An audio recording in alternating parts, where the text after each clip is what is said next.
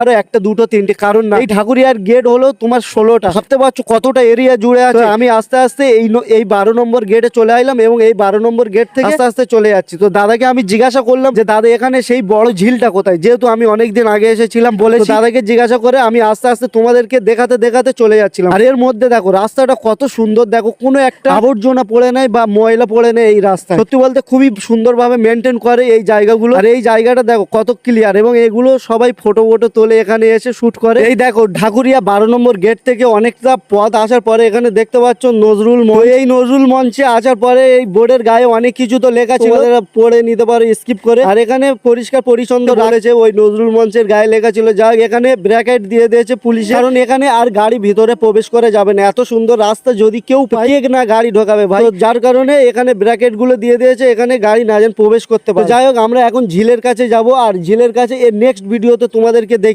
ভিডিওটা এখানে শেষ করছি। ভালো লাগলে একটা লাইক কমেন্ট শেয়ার করে দেবো, এবং আমরা 1 নম্বর গেটেও যাব, সেই ভিডিও তোমাদেরকে দেখাবো নেক্সট ভিডিওতে কোনো ব্লগে। Tata bye bye.